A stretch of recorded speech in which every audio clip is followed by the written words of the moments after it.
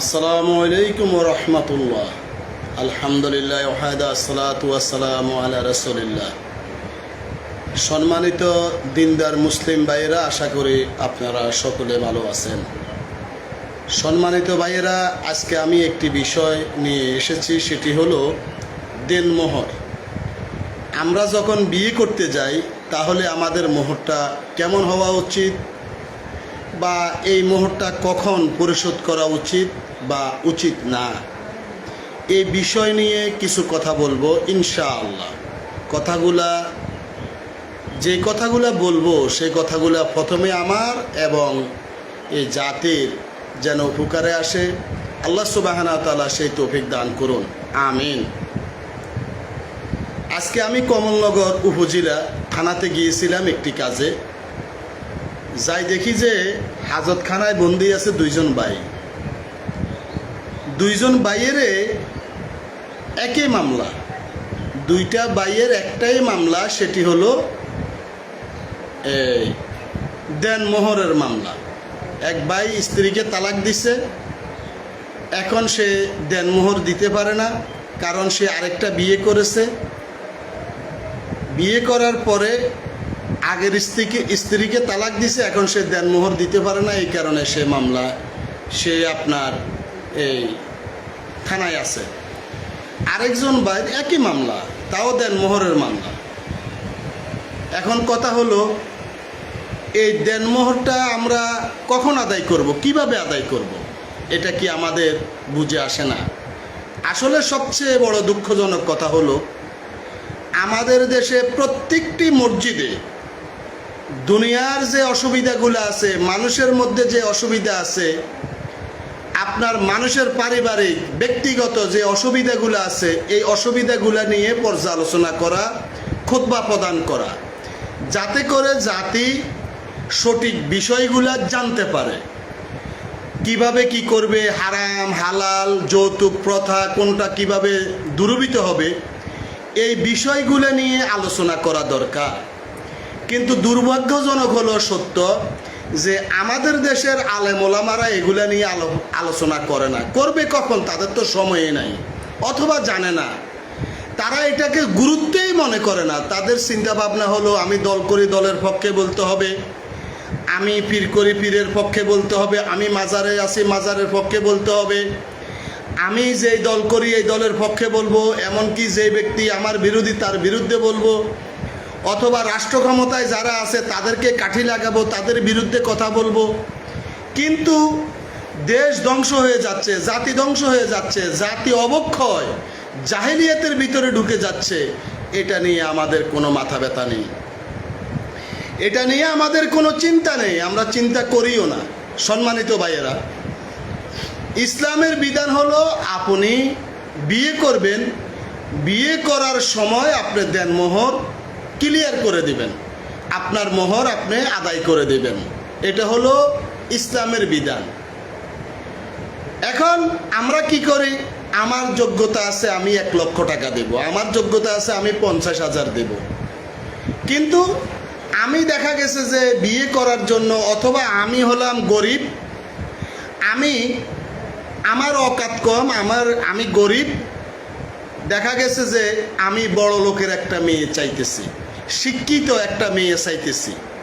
এই কারণে ওই মেয়েরা চাচ্ছে যে না, এর সাথে বিয়ে দেব না, আর যদি বিয়ে দিই তাহলে মোহর আমরা বেশি করে নেব, অনেক মোহর দিতে হবে। তো কত মোহর?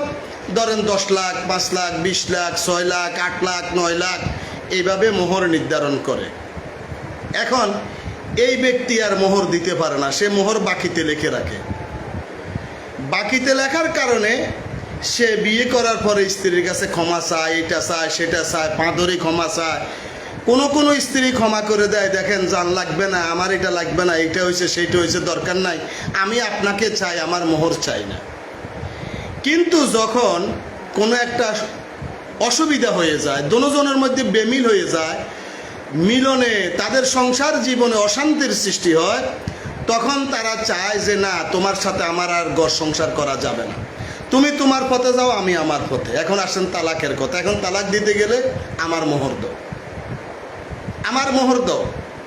আগে কিন্তু ওই স্ত্রী বলছে যে আমার লাগবে না, কিন্তু এই স্ত্রী এখন বলে কি আমার মোহর দিয়ে দাও। আর এই মোহর দিতে যাই তখন আর ছেলে মোহর দিতে পারে না, কারণ এত টাকা পাবে কোথায়? তার তো এই টাকা পরিশোধ করার মতন যোগ্যতা বা অকাত তার তো নেই। তখন বলে যে তুমি আমার মোহর দাও। ছেলে তো দিতে পারে না। এখন আসেন সালিশ, আসেন মামলা, উকিল সালিশ। এখন আসেন মোহর যদি হয় 5 লাখ, কয় যান 2 লাখ টাকা দিয়ে দেন অথবা 3 লাখ টাকা দিয়ে দেন, মানলে ভালো, না মানলে আরও ভালো। আবার দেখা গেছে যে এইভাবে মোহরগুলা আপনার সিস্টেমে কিছু কাটছাট করে কিছু পরিশোধ করা হয়। আর বড় বড় লোক যারা হয়তো বা তারা পুরোপুরি দিতে হয়, 10 লক্ষ 15 লক্ষ 20 লক্ষ দিতে হয়। কেন রে ভাই এইরকম হবে কেন? ইসলাম তো একটা ধর্ম, আমাদেরকে সিস্টেম শিখিয়ে দিয়েছে। আপনার যোগ্যতা আছে, আপনি 2 লক্ষ টাকা মোহর দিবেন, নগদে 2 লক্ষ টাকা মোহর দিয়ে আপনি বিয়ে করেন। আপনি নগদে 2 লক্ষ টাকা মোহর দিয়ে আপনি বিয়ে করেন। বিয়ে করার পরে যখন যদি কোনো দিন আপনাদের সংসারে ভাঙাভাঙি হয়ে যায়, বেমিল সৃষ্টি হয়, মতের অমত হয়, অনৈক্য সৃষ্টি হয়, তখন আপনারা কি করেন? আত্মীয় ভেঙে ফেলান। আত্মীয় ভেঙে ফেলালে কি করতে হবে? আপনি তাকে 3 মাস 10 দিনের সংসার খোরাক দিয়ে তাকে আপনি বিদায় করে দেন। তারে আপনি 3 মাসের আপনার 3 মাস 10 দিনের খোরাকি দিয়ে তাকে বিদায় করে দেন। সন্তান যদি থাকে, সন্তান যদি সে নেয়, তার কাছে থাকে, তাকে ভরণ পোষণ দেন। আর যদি আপনার কাছে আপনি রেখে দিতে পারেন, তাহলে তারে ভরণ পোষণ দিতে হচ্ছে না, দেওয়ার প্রয়োজন নাই। তাহলে নিয়ম হলো আপনি বিয়ে করবেন। বিয়ে করতে গেলে আপনার মোহর আপনি নির্ধারণ করবেন যে আমি এত টাকা দেব। আপনি আপনার লেভেলে যাবেন, আপনার লেভেলে। আপনি এর চেয়ে উপরের লেভেলে যাওয়ার আপনার কোনো প্রয়োজন নেই। আপনি যদি আপনার স্ত্রীকে স্বর্ণ দেন, স্বর্ণ আপনি লগে লগে উসুল দিবেন যে আমি এত লক্ষ টাকার স্বর্ণ দিছি, এটা আমার মোহরানা থেকে আমি দিয়ে দিছি, আমার মোহরানা পরিশোধ। আপনি যদি 1 ভরি স্বর্ণ দেন, 2 ভরি স্বর্ণ দেন, আপনি স্বর্ণ যাই দিবেন সেটা আপনি মোহরানার মধ্যে নির্ধারণ করে দেন যে এটা আমার মোহর, আমি দিয়ে দিছি। এখন কেউ যদি চায় যে না আমি এই স্বর্ণ আমি মোহর দেব না, তাকে আমি এমনি দিয়ে দিছি, তাহলে এগুলো আপনি এমনি দিয়ে দিচ্ছেন, এগুলো আর আপনি দাবি করতে পারবেন না। আপনি যেহেতু তাকে এটা দিয়ে দিচ্ছেন, আপনি 1 কোটি টাকার স্বর্ণ দিলেও এটা আপনি আর দাবি করতে পারবেন না। আর যদি বলে না আমি এখানে 10 লাখ টাকার স্বর্ণ দিছি, 10 লাখ টাকা মোহরের দিকে দিয়ে দিছি, বাড়তি স্বর্ণগুলা আমি কি করলাম, আমি আমার স্ত্রীকে এমনি দিয়ে দিছি, তাহলে ওগুলোর জন্য আপনি দাবি করতে পারবেন না। কোনো স্বর্ণের জন্য আপনার আর দাবি চলবে না। এটা তার সম্পদ, সে ইচ্ছা করলে সে আপনাকে দিবে, ইচ্ছা করলে সে আপনাকে দিবে না। আর নয় সে তার বাবাকে দিবে, সন্তানদেরকে দিবে, ভাইদেরকে দিবে, সে যাকে খুশি তাকে দেখ। এটা নিয়ে আপনার কথা বলার কিছুই আসা যায় না। আপনি কথা বলার কোনো এখতিয়ার আপনি রাখেন না। আবার আমাদের দেশে আরেকটা বিপদ, আরেকটা অসুবিধা হয়েছে যে অহরহ স্ত্রী তালাক হচ্ছে। অহরহ তালাক হওয়ার কারণে সুতানাতা নিয়ে স্ত্রীকে তালাক দিয়ে দেওয়া হচ্ছে। অথবা ছেলে বিয়ে করছে, বিয়ে করার পরে সে আবার পরকীয়া করে, সে আরেকজনের সাথে, আরেক মহিলার সাথে পরকীয়া করে। এই কারণে মেয়ের বাবারা চিন্তা করে যে না মোহর একটু বেশি করে ধরি, এই ছেলে যেন এদিক সেদিক ডাইনে বামে তেড়াতেড়ি না করতে পারে, ভয়ে ভয়ে থাকে। আরে ভাই, কোনো ছেলেকে আপনি জোর করে যদি আল্লাহ যদি আপনার এই সংসারে যদি শান্তি না রাখে, আপনি কি জোর করে শান্তি প্রতিষ্ঠিত করতে পারবেন? আপনি কশ্চিনকালেও শান্তি প্রতিষ্ঠিত করতে পারবেন না। এখন কথা হলো সম্মানিত ভাইয়েরা, যারা মেয়ের বাবা আছেন, মা আছেন, আপনারা চিন্তা করেন মোহর কম করে ধরার জন্য যে এই ছেলেটা কত দিতে পারবে। নগদ কত টাকা দিতে পারবে? নগদ যদি 1 লক্ষ টাকা দেয়, 1.5 লক্ষ দেয়, 2 লক্ষ দেয় নগদ, তাহলে আপনি তাতে মেনে নেন, তাতে বিয়ে করেন। 50,000 টাকা, 70,000 টাকা, 1 লক্ষ টাকা আপনি নগদে, আপনি বিশ্বাসী হন, নগদটা আপনি মেনে নেন। মেনে নেওয়ার পরে আপনি কি করবেন? আপনি এই মেয়েটাকে বিয়ে দিলেন। পরবর্তীতে যদি কোনো অমিল হয়, কোনো সমস্যা হয়, তালাক হয়ে যায়, কোনো অসুবিধা নেই। সে 3 মাস 10 দিনের খোরাকি নিয়ে এসে চলে আসবে। কোনো সালিশের দরকার নাই, আদালতের দরকার নাই, মামলার দরকার নাই, কিছুর দরকার নাই। ইসলাম যে বিধান আমাদেরকে দিয়েছে, সেই বিধানটা আমাদের প্রতিষ্ঠিত করা দরকার। আমাদের ইসলামের বিধানটা প্রতিষ্ঠিত করা দরকার। এখন প্রতিষ্ঠিত করবে কারা? আমাদের দেশে যারা দল করে তাদের কথা হলো আমরা ক্ষমতায় গেলে পিড়ি সব ঠিক করে বললাম, পিডন ছাড়া ঠিক হবে না। ইমানের দাওয়াত হবে না, আদর্শের দাওয়াত হবে না, আপনার ইমান আকীদা আখলাকের কোনো দাওয়াত হবে না। পিড়ি সোজা করব, পিঠে সোজা করব। তারপরে আপনার এই কোনো কিছুর দাওয়াত নাই। আদর্শ কোথায়? আদর্শ বলতে কিছুই নাই। যদি আমরা বলি তখন বলে আমরা বেশি বুঝি, আমরা বেশি কথা বলি। আর ওই যে মুফতি সাহেবেরা আছে না, অনেক মুফতি সাহেব রাস্তাঘাটে এখানে সেখানে বসে থাকে আপনার সিপাই সাফায়। মুফতির তো আমাদের দেশে অভাব নাই। যারা দল করে তাদের এক মুফতি আছে, যারা দল করে না তাদের আরেক মুফতি আছে। মুফতির কোনো অভাব নাই। সম্মানিত দেশবাসী, বর্তমানে মহামারী অবস্থা, একটা মহামারী অবস্থা, সেটি হলো এই যৌতুক প্রথা। আমাদের দেশে মোহর দিব থাক দূরের কথা, একটি মেয়ের যখন বিয়ে করাইলে মেয়ের বাপের বাড়ি থেকে এটা দাও সেটা দাও, আম দাও কাঁঠাল দাও, এইটার কি বলে না আপনার এই পোশাক দাও সেই পোশাক দাও, স্বর্ণ দাও, ছেলেরে আংটি দাও, মেয়েরে গড়ি দাও, ওই ননদেরে এটা দাও, দেবরেরে এটা দাও, ননদের স্বামীরে এটা দাও। বাস দিতে দিতে মেয়ের বাবার অবস্থা খুবই খারাপ। আমরা কি মুসলিম হব না? আমরা কি আজীবন হিন্দুদের সংস্কৃতি নিয়ে থাকবো? আর আমরা নিজেরা খামাখা মুখে মুখে মুসলিম দাবি করব, কিন্তু আমরা আসলে কিভাবে মুসলিম হওয়া যায়, কিভাবে আমরা মুসলিম হব, এই চিন্তাভাবনা কি আমাদের হবে না? যাই হোক সম্মানিত ভাইয়েরা, আমি আমার কথা সংক্ষেপ করলাম, কথাটা শেষ করতেছি। সেটি হলো, আসুন আমরা সবাই কোরআন এবং সুন্নাহর আদর্শের দিকে ফিরে আসি। আমরা ইসলামকে মেনে চলার চেষ্টা করি। আমরা যতটুকু পারি, মেয়ের বাবারা চিন্তা করবেন, মারা চিন্তা করবেন যে আমার মেয়েকে এই ছেলে যদি 1 লক্ষ টাকা নগদে দেয়, আমি 1 লক্ষ টাকা এই ছেলের হাতে মেয়েকে আমি উঠাই দিব। 2 লক্ষ টাকা দিলে 2 লক্ষ, 50,000 থেকে 50,000, যার যার অকাত, যার যার অবস্থা, সম্মান, এই সম্মানের দিকে তাকাই আপনারা মোহরটা নির্ধারণ করবেন। যেই ছেলে আপনার মেয়ের এই মোহর দিতে পারবে সেই ছেলে বিয়ে করবে, যেই ছেলে মোহর দিতে পারবে না সে আর বিয়ে করার কোনো দরকার নাই। মোহরটা নগদ দিয়ে অল্প করে ধরেন, নগদ নিয়ে আপনারা করেন। যদি বিয়ে করেন, যদি এই ছেলে কোনো বেগে যায়, চলে যায়, মেয়েরে তালাক দেয়, কোনো অসুবিধা নাই। 3 মাস 10 দিনের খোরাকি দাও, চলে যাও। আর বিয়ে করার পরে, বিয়ে দেওয়ার পরে ছেলের বাড়িতে ওই শাশুড়িকে খুশি করার জন্য, শ্বশুরকে খুশি করার জন্য, ননদকে খুশি করার জন্য, ননদের স্বামীকে খুশি করার জন্য এইটা সেইটা ছাগল, মোষ, হাতি, উট এগুলা দেওয়া বন্ধ করে দেন। যারা চাইবে তাদেরকে বাটাম পিটা করবেন, বাটাম পিটা করবেন। যেই সব বেয়াদবগুলা, অপদার্থগুলা মেয়ের বাপের বাড়ি থেকে এইটা সেটা চাইবে, তাদেরকে বাটাম পিটা করবেন। কারণ আমাদের দেশের ছেলের বাবারা হলো অপদার্থ, গাধা। এরা হিন্দুর চেয়ে খারাপ, কিন্তু 5 ওয়াক্ত নামাজ পড়ে, রোজা রাখে, হজ করে, যাকাত দেয়, চার দোকানে বসে বসে বড় বড় কথা বলে, লিস্কার মারে। যেসব ছেলের বাবারা মেয়ের বাবার বাড়ি থেকে এইটা চায় সেটা চায়, পিঠা চায়, তারপরে আম চায়, কাঁঠাল চায়, দেনাকারে মোরগ চায়, ছাগল চায়, হাতি চায়, গরু চায়, এগরে বাটাম পিঠা করবেন, বাটাম পিঠা। সমাজের সবাই ঐক্যবদ্ধ হন। এই যৌতুক থেকে আমাদেরকে বের হতে হবে।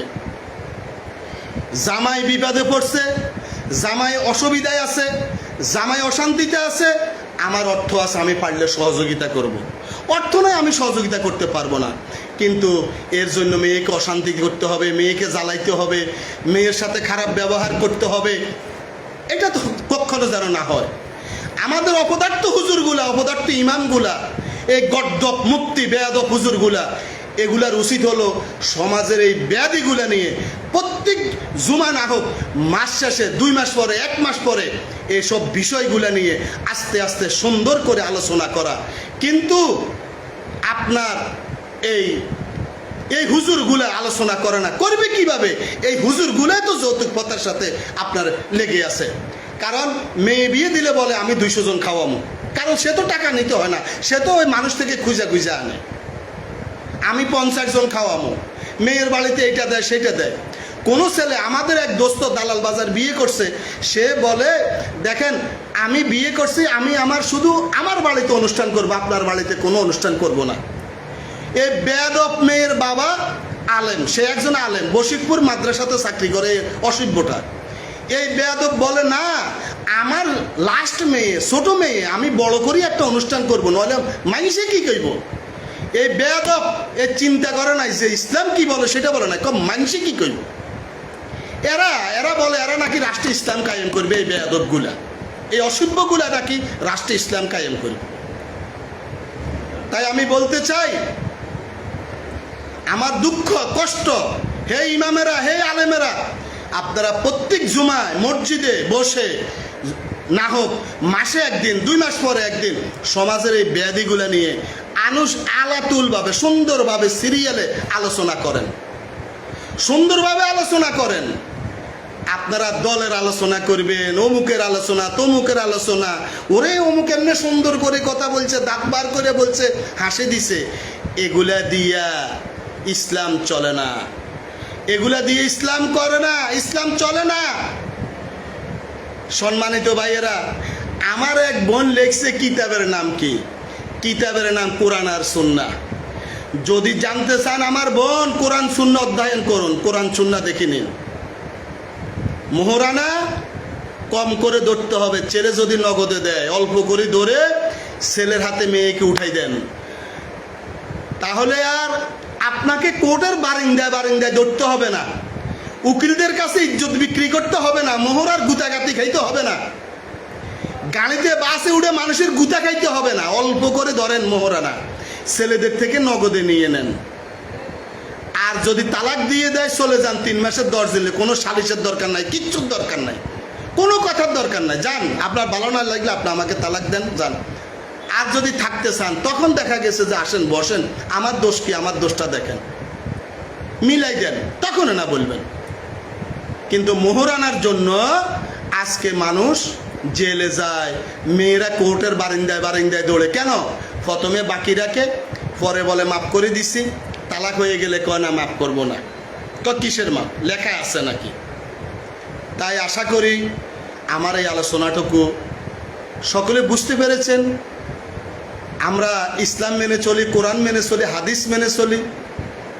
আমরা কোনো মুরব্বী কি কইছে এতদিন ধরে চলে আসছে, এত বড্ড আলেম, ওরে বাবা রে বাবা, অমুক দলের খেতা, অমুক দলের নেতা, অমুক নেতার এই ফতুয়া, সেমুক নেতার এই ফতুয়া। আশা করি এই ফতুয়াগুলা সকলে বাদ দিয়ে দিবেন। আল্লাহ আমাদের সকলকে হেদায়েত দান করুন, ইসলাম এবং কি দিন মেনে চলার তৌফিক দান করুন। আমিন। আসসালামু আলাইকুম ওয়া রাহমাতুল্লাহি ওয়া বারাকাতুহু।